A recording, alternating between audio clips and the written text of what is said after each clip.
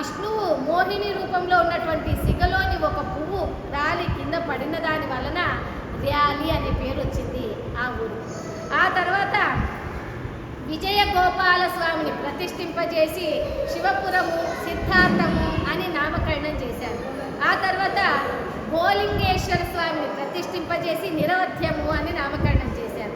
జనార్దన స్వామిని ప్రతిష్ఠింపజేసి హేలాపురము అని నామకరణం చేశారు. ఆ ఊరి పేరు ఇప్పుడు మనకు ఏలూరు అని పిలుస్తూ ఉన్నాం. ఆ తర్వాత ఆచంటేశ్వర స్వామిని ప్రతిష్ఠింపజేసి ఆచంట అని పిలుస్తున్నాం. అది ఇప్పటికీ ఆచంటగానే పిలుస్తున్నాం.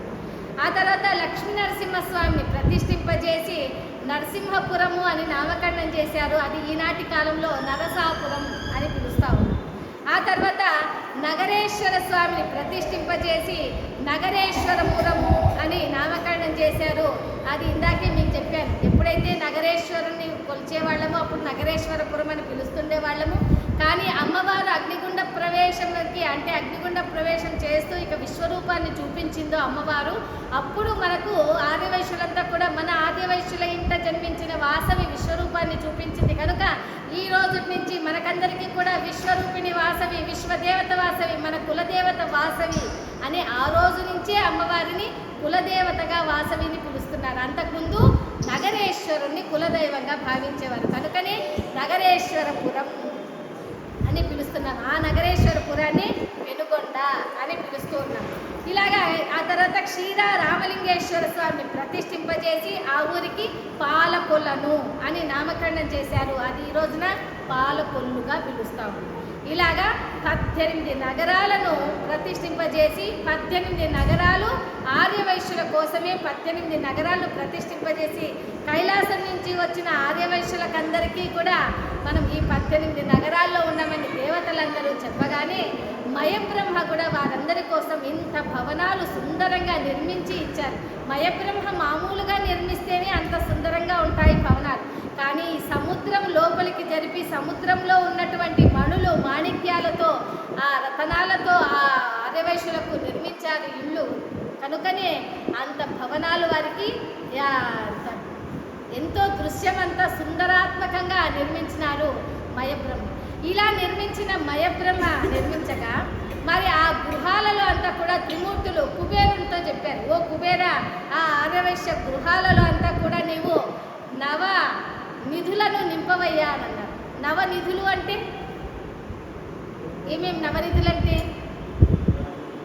వజ్రాలు, బంగారం, మణులు, మాణిక్యాలు, రతనాలు, గో సంపద, పశు సంపద, భూ సంపద, అలాగే మనకి ఈ దేవదాసీ జనం అంతా కూడా ఇలాగ ఇన్ని రకాలు ఉండేటువంటి వారిని నవనిధులు అంటారు. ఆ నవనిధులను కూడా మయబ్రహ్మ మన ఆర్యవైశ్యుల ఇళ్లలో నిలిపినారు. కనుకనే ఈనాటికి కూడా మనల్ందరినీ కూడా ఏమని పిలుస్తూ ఉంటారు అని అంటే లక్ష్మీపుత్ర, లక్ష్మీపతులు అని కూడా పిలుస్తూ ఉంటారు. కనుక ఇంత గొప్పగా, అందుకే ఇప్పటికీ చూడండి ఆర్యవైశ్యుల ఇంట ధనధాన్యాలు, పశు సంపద, అదేవిధంగా బంగారు, మణులు, మాణిక్యాలు ఇవన్నీ కూడా మనకి అప్పటి నుంచి ఏమీ తక్కువ లేవు. అందుకనే ఇప్పటికీ కూడా మనం గొప్పగా పూజిస్తూ పడుతున్నాం. అందుకనే ఈ ఆర్యవైశ్యులందరూ కూడా ఈ 18 నగరాలలో వాళ్ళు ఉండబోయే ముందుగా వీళ్ళంతా కూడా ఓహో మేము ఈ ఇంట్లో ఉన్నాం, ఓ సుందరరాజు గుప్త గారు మేము ఇంట్లో ఉంటున్నాం, ఓ మణిదీప్ గారు మేము ఈ ఇంట్లో ఉంటున్నామని వాళ్ళందరూ కూడా ఆయా ఇళ్లలో ప్రవేశించే ముందు త్రిమూర్తులు వచ్చి ఓ ఆర్యవైశ్యులారా మీకోసం ఈ నగరాలను మయబ్రహ్మ నిర్మించారు కనుక మీరు మయబ్రహ్మను పూజించండి అన్నారు.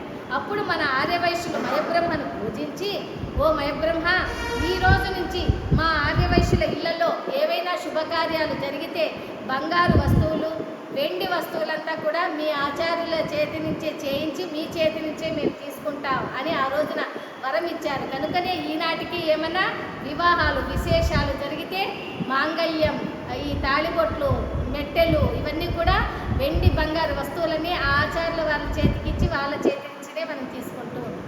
అదేవిధంగా ఈ త్రిమూర్తులంతా కూడా ఓ ఆదివైశ్యులారా మీకోసం ఈ నగరాలను నిర్మించినటువంటి వారు మయబ్రహ్మ కనుకనే పూజించండి, కుబేరుని పూజించండి, నవనిధులు నింపారు కదా అన్నారు. అప్పుడు ఈ కుబేరుని ఈ ఆదివైశ్యులు పూజిస్తూ ఓ కుబేరా నీవెప్పటికీ కూడా మా ఇంట్లో ఉత్తర దిశన ఏ బరువులు ఉంచకుండా నీవు ఉండాలని మేము బరువులు ఉంచకుండా ఉన్నాం కనుక నీవు మా ఇంట్లో నివసించన్నా. అప్పుడు కుబేరుడు ఒక్కనే కాదు, నా భార్య చిత్రరేఖతో పాటు మీ ఆర్యవైశ్యుల ఇంటనే నేను ఉంటాను. కనుక ఇప్పటికీ ఉత్తర స్థానంలో, అందుకనే మన ఆర్యవైశ్యుల ఇళ్లలో బరువు పెట్టం ఉత్తరం దిక్కున. ఎందుకంటే కుబేరుడు ఉంటుంటాడు. కుబేరుడు ఉత్తరం దిక్కున కూర్చుని ఉన్నా ఎదురుగుండా ఉన్నటువంటి దక్షిణాన్ని చూడకుండా ఆయన కుడి కంటితో నైరుతి స్థానాన్ని, ఆయన ఎడమ కంటితో ఆగ్నేయాన్ని చూస్తుంటారు. కనుకని ఆగ్నేయంలో మనం ఎప్పుడైతే దైవనామస్మరణ చేసుకుంటూ మనం వంట పదార్థాలు ఆడవారు వండుతారో ఆ తిన్నటువంటి ఇంట్లో అందరికీ కూడా దైవభక్తి వస్తూ ఉంటుందన్నమాట. దాన ధర్మాలు చేస్తూ మంచి గుణముతో పూజనీయ స్థాయిలో ఉన్నారు ఆర్యవైశ్యులు. అలాగే ఈయన కుడి కంటితో నైరుతిని చూస్తున్నారు. కనుకనే ఆ ఇంటి యజమాని అంటే బెడ్రూమ్ నైరుతి దిశలో ఉంటే వారికి వ్యాపారం బాగా వృద్ధి చెంది అనేక రకమైన వ్యాపారం, నీవు ఏ వ్యాపారం చేసినా ఇంప్రూవ్మెంట్ అనేది బాగా ఉంటుంది. అందుకని ఆ కుబేరుడు మన ఆర్యవైశ్యులు ఉన్నారు. కనుకనే మనల్ని ఆర్యవైశ్యుల్ని కుబేరులు అని కూడా పిలుస్తారు. లక్ష్మీ కుబేర, ఇలాగ కుబేరులు అని మనల్ని పిలుస్తూ ఉంటారు. కనుక ఈ కుబేరుడు కూడా చాలా సంతోషించి, ఓ ఆర్యవైశ్యులారా, ఎంతోమంది మమ్మల్ని పూజించినా కూడా అందరూ కూడా మేము గంధర్వులని, మేము యక్షులం అనేటువంటి భావనతో చూస్తారు. కానీ మీ ఆర్యవైశ్యులు మాత్రమే నన్ను ఒక దేవుడిగా పూజిస్తున్నారు. కనుక నేను ఎప్పటికీ మీ ఆర్యవైశ్యుల ఇంటనే ఉంటాను, మీకు కోరిన కోరికలు తీరుస్తూ మీకు కుబేరులుగా ఉండేటట్లు చేస్తానంట.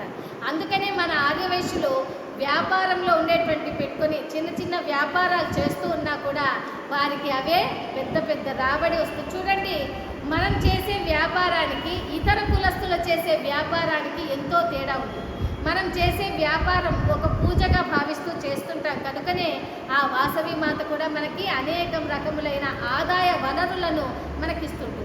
ముందు నుంచి ఏదో 4 డబ్బాలు పెట్టి పెప్పర్మెంట్లు, చాక్లెట్లు, బిస్కెట్లు పెట్టి చిన్న చిన్న డబ్బాలు పెట్టుకొని వ్యాపారం చేసేటువంటి వారైనా కూడా ఈ రోజున 4 కార్లు కొంటాడు, 4 స్థలాలు కొంటారు, 4 పిల్లలకు పెళ్ళిళ్ళు చేస్తారు, అనేక మందితో శభాష్ అనిపించుకుంటూ అనేక దాన ధర్మాలు చేస్తూ ఉంటారు మన ఆర్యవైశ్యులు.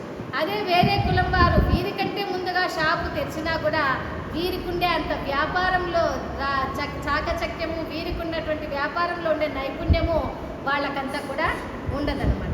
కనుక మన వ్యాపార దేవత వాసవి మాత, మన కులదేవత, వ్యాపారాన్ని అనుగ్రహించే దేవతే వాసవి మాత.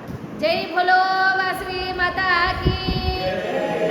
ఆ విధంగా ఆ వాసవి మాత ఇచ్చినటువంటి వరం వలన ఈ 18 క్షేత్రాలు ఎప్పుడైతే మయబ్రహ్మ మన ఆర్యవైశ్యుల కోసం నిర్మించారో ఈ 18 క్షేత్రాలకు ప్రభు ఎవరు అంటే కుసుమశ్రేష్ఠి వారు. ఈ బిడ్డలలాగా, కన్న బిడ్డల్లాగా ప్రజలందరినీ చూస్తూ వాళ్ళకి ఏమేం కావాలో వాళ్ళకంతా కూడా అనుగ్రహిస్తూ ఉండేటువంటి వారు కుసుమశ్రేష్ఠి వారు. అంత చక్కగా రాజ్యపాలన చేస్తుండేటువంటి వారు ఈ కుసుమశ్రేష్ఠి వారు. ఈ కుసుమశ్రేష్ఠి వారికే ఆ అమ్మవారు జన్మించబోతుంది. ఒకానొక రోజున ఆ కుసుమాంబ ఒక పూజ గదిలో కూర్చొని చాలా బాధపడుతూ ఉంటుంది. మహారాజుగా రాజ అంతఃపురం నుంచి ఆ కుసుమశ్రేష్ఠి రాజ్యం నుంచి భవనానికి రాగానే ఎక్కడ ఉంది కుసుమాంబ కనిపించలేదే అని చూస్తూ ఉండగా పూజ గదిలో బాధపడుతూ కూర్చొని ఉంటుంది ఆ కుసుమాంబ. ఎందుకు కుసుమాంబ ఏడుస్తున్నావు, నీకేమైనా చీర కొనివ్వలేదనా, ఒక నగ కొనివ్వలేదనా అంటే, ఓ నాథ, మనము ఆగర్భ శ్రీమంతులం, పుట్టుకతోనే మనకి అనేకమైన సంపదలు ఉన్నాయి. ధన సంపద, ధాన్య సంపద, వజ్ర సంపద, రత్న సంపద, రాజ్య సంపద, ఇలాగా అనేకమైన సంపదలన్నీ మనకు ఉన్నప్పటికీ నాకు ఇంతవరకు సంతానం లేదు. కనుక నాతో పాటు ఈ ఊరికి అంటే నాతో పాటు వచ్చినటువంటి సువాసినులకు వాళ్ళకి అప్పుడే వివాహాలు అయిపోయి వాళ్ళకి పిల్లలు కూడా కలిగి వాళ్ళకు కూడా వివాహాలు అవుతున్నాయి. కనుక మాకు మాత్రం ఇంకా వివాహం కాలేదు, మనకు వివాహమైన సంతానం కాలేదు కదా అని ఆమె బాధపడుతుండగా అప్పుడు వాళ్ళు ఆ గురు భాస్కరాచార్యుల వద్దకు ర్యాలీ అనేటువంటి పట్టణానికి అనేకమైన వస్త్ర దక్షిణ తాంబూలాదులతో ఫల పుష్పాదులన్నీ తీసుకొని వారు ఆ ర్యాలీ పట్టణానికి గురువు గారి దగ్గరికి వెళ్తారు. ఎందుకంటే ఎప్పుడైనా ఒక గురువు గారి దగ్గరికి వెళ్ళేటప్పుడు ఉట్టి చేతులతో వెళ్ళొచ్చునా, వెళ్ళకూడదు. పురాణ ప్రవచనాలకు వెళ్ళేటప్పుడు కానీ లేదా ఒక మనకి జ్ఞానం ఉన్నటువంటి వారి దగ్గరికి వెళ్ళేటప్పుడు, దేవాలయాలకు వెళ్ళేటప్పుడు కానీ మనం ఎప్పుడు కూడా ఉట్టి చేతులతో వెళ్ళకూడదు. అంతేకాదు, ఎవరైనా చిన్న శిశువు జన్మించారనుకోండి, ఒక పిల్లాడు పుట్టాడు అనుకోండి, అప్పుడు ఆ పిల్లవాళ్ళని చూసే కూడా ఉట్టి చేతులతో వెళ్ళరాదు. అలాగా ప్రెగ్నెంట్ ఉన్నటువంటి ఆమె దగ్గర కూడా ఉట్టి చేతులతో వెళ్ళరాదు. అదే రాజకీయ నాయకులు ఒక ఎమ్మెల్యే దగ్గరికి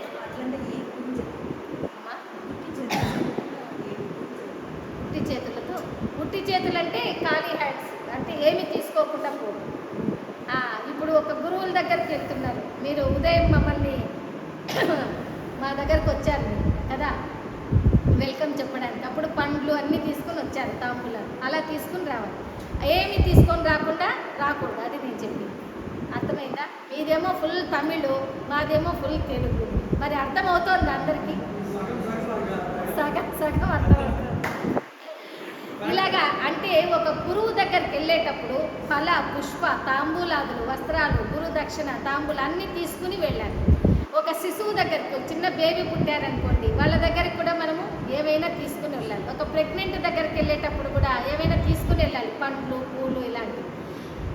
ఎప్పుడైనా స్వామీజీలు, మాతాజీలు, ఇలాగ జ్ఞానం ఉన్నటువంటి వారు ఒక దేవాలయం టెంపుల్కి వెళ్తున్నాం అనుకోండి, ఇలాగ అన్నీ మనం ఏమైనా తీసుకుని వెళ్ళాలి. అలాగే రాజువారు కూడా ఆ గురువు గారి దగ్గరికి వెళ్ళేటప్పుడు అన్ని పువ్వులు, పుష్పాలు, తాంబూలాలు, సుగంధ ద్రవ్యాలు అన్నీ తీసుకొని వెళ్ళారు. ఓ స్వామి, ఓ మహర్షులారా, ఓ గురువర్య, మాకింతవరకు సంతానం కాలేదు, 16 సంవత్సరంలో అయితే వివాహమై, కనుక ఇంకా సంతానం కాలేదు కనుక మేము ఏం చేయాలో సెలవియండి అన్నారు. అప్పుడు భాస్కరాచార్యుల వారు, ఓ కుసుమశ్రేష్ఠి, మీరు సంతానం కావాలి కనుక మీరు పుత్రకామ్యేష్టి యాగం చేయండి అని. అప్పుడు అనేక మంది మహర్షులను పిలిపించి అనేకమైనటువంటి హోమగుండాలతో పెద్ద ఎత్తున 41 రోజు అంటే 41 days నిరంతరంగా హోమాలు చేశారు, యజ్ఞ యాగాదులు చేశారు. ఆ యజ్ఞ యాగాదులు చేయడంతో ఎలా ఉందంటే ఇక్కడ చేస్తుంటే పొగంతా కూడా ఆ కైలాసంలోకి వెళ్తోంది పొగ అన్నట్లుగా ఉంది. అప్పుడు ఆ అగ్నిదేవుడు భయపడుతున్నాడు, ఎందుకంటే వీళ్ళు ఒక్కొక్కసారి పరమేశ్వరాయ స్వాహ, మా మహేశ్వరాయ స్వాహ అంటూ వాళ్ళు యాగం చేస్తుండగా స్వాహ అన్నప్పుడంతా ఎంత నెయ్యి వేస్తున్నారు వాళ్ళు అంటే టన్నుల కొద్దీ నెయ్యి వేస్తున్నారు. ఇప్పుడు మనం ఎప్పుడైనా హోమాలు చేయాలి, నెయ్యి తీసుకురండి అంటే కొంతమంది ఏం చేస్తారంటే షాప్లో తక్కువ రేట్కి వస్తుంది చూడండి, ఎప్పుడు ఏదో వాడుకోకుండా ఉండేదాన్ని ఓపెన్ చేస్తేనే బ్యాడ్ స్మెల్ వస్తుంది, ఏదో ఒకటి అని తెచ్చేస్తారు. ఎప్పుడు కూడా అట్లా చేయకూడదు. మనం ఏ విధంగా అయితే మంచి నెయ్యి తీసుకుంటామో ఆహారంగా, అలాంటి నెయ్యే మనం హోమాలకు కూడా వేయాలి. అవునా? ఇందాకే చెప్పాను, ఎట్టి హోమమో అట్టి పొగ, ఎట్టి పొగను అట్టి మేఘం, ఎట్టి మేఘమో అట్టి వర్షం, ఎట్టి వర్షమో అటువంటి పంట, ఎటువంటి పంటను అటువంటి ఆహారం, ఎటువంటి ఆహారమో అటువంటి సత్వం. కనుక మనం చేసే హోమానికి మన గుణానికి లింకప్ అయి ఉంటుంది.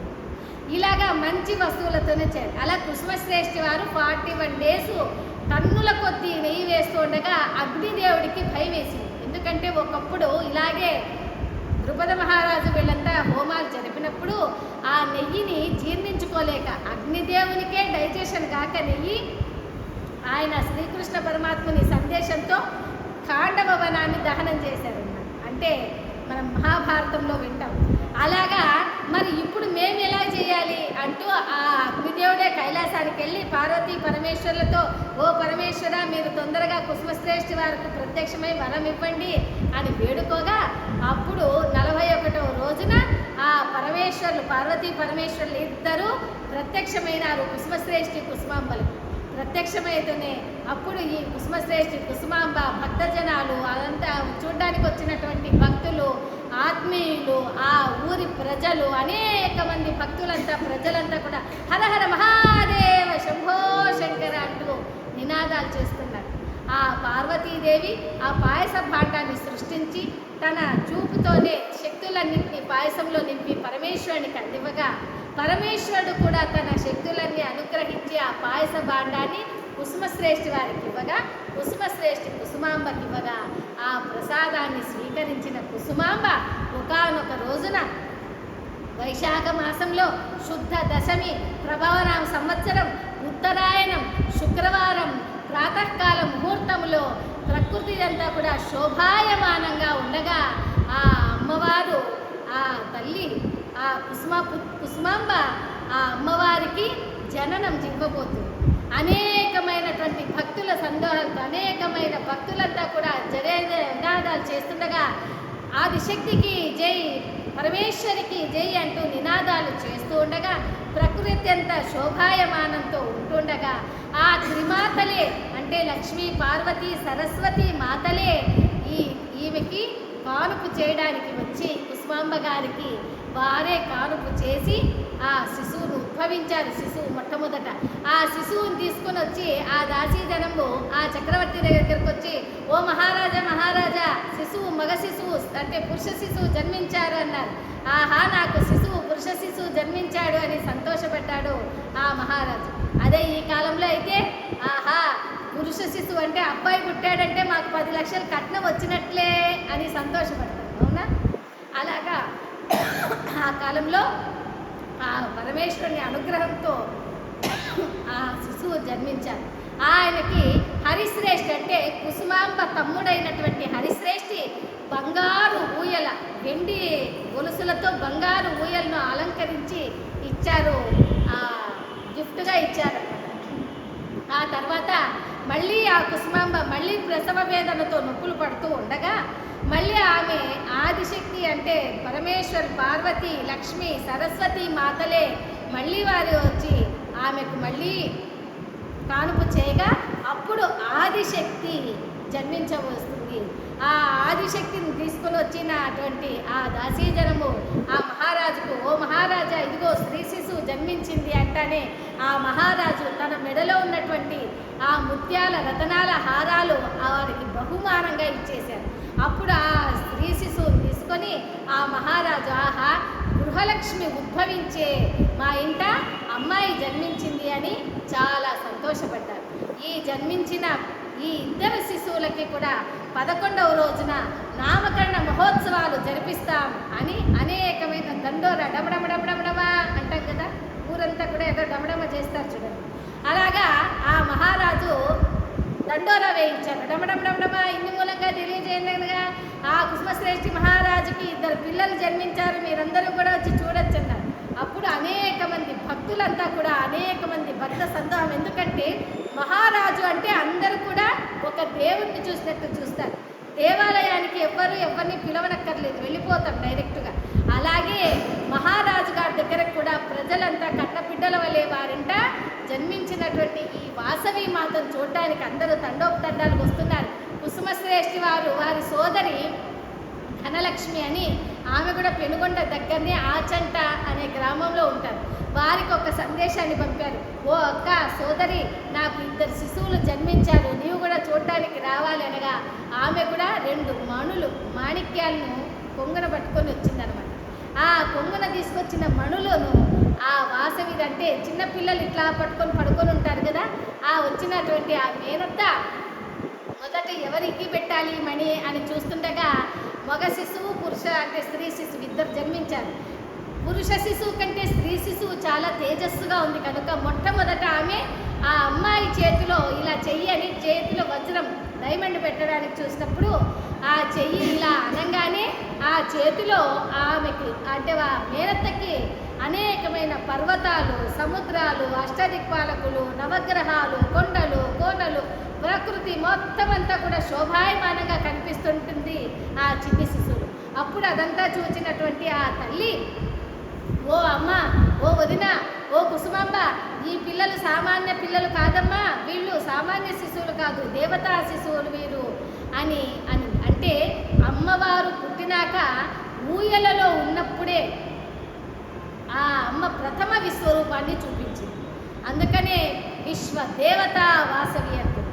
ఆ పుట్టిన శిశువులకి ఏ విధంగా నామకరణాలు జరిపిస్తున్నారు అంటే మహర్షుల వారిని పిలిపించి, ఓ మహర్షులారా, ఇదిగో మా అమ్మాయి శిశువులకి ఏం పేరు పెట్టాలో చూడండి అని అనగానే వారు ఏ విధంగా పేర్లు పెట్టారు అనేటువంటిది మనము రేపటి రోజున పురాణ ప్రవచనంలో తెలుసుకుందాము. ఈ రోజున మనం అమ్మవారి పూర్వజన్మ వృత్తాంతాన్ని, మనకి కృతయుగంలో మన ఆదివాసులంతా కైలాసానికి వెళ్ళింది, ఆ తర్వాత ద్వాపర యుగంలో కైలాసం నుంచి భూలోకానికి వచ్చింది. మన ఆదివాసులతో పాటు 8 మంది దేవతలు వచ్చి 8 మంది వరాలు ఇచ్చి 8 రకాలుగా వాళ్ళు వరాలు ఇచ్చింది. మనకు పెనుగొండలు ఎన్నున్నాయని 8 క్షేత్రాలను, అంతేవిధంగా పెనుగొండకు చుట్టూ 18 అష్ట అష్టాదశ శక్తిపీఠాల్లాగా మనకు పుణ్యాన్నిచ్చే 18 నగరాల విశేషాలను ఈ రోజున మనము అమ్మవారు ఏ విధంగా ఆర్యవైశ్యుల ఇంట జన్మించబోయేది, కుసుమశ్రేష్ఠి గారి ఇంట్లోనే ఎందుకు జన్మించిందని, అమ్మవారి యొక్క తత్వం ఏమిటని ఈ రోజున మనం అనేకమైన రహస్యాలన్నీ తెలుసుకున్నాం. మిగతా రహస్యాలన్నీ కూడా మనము రేపటి రోజున పురాణ ప్రవచనంలో తెలుసుకుందాం. ఒక్కసారి అమ్మవారి సంకీర్తన పలకండి. విజయేశ్వరి ఓం వాసవి మా,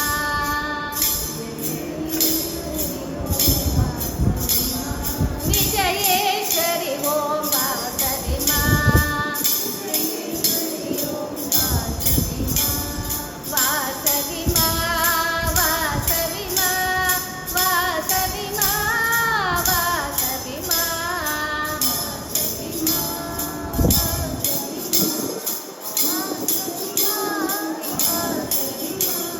విజయేశ్వరి ఓంకారిణి మా, దేవి కరుణాపూరణి మా, దేవి కరుణాపూరణి మా, విజయేశ్వరి ఓంకారిణి మా, వాసవి మాత వందనము, వాసవి మాత వందనము, వాసవి మాత వందనము, వాసవి మాత వందనము, వాసవి మాత వందనము, వాసవి మాత వందనము, వాసవి మాత వందనము, వాసవి మాత వందనము, వాసవి మాత వందనము, వాసవి మాత వందనము.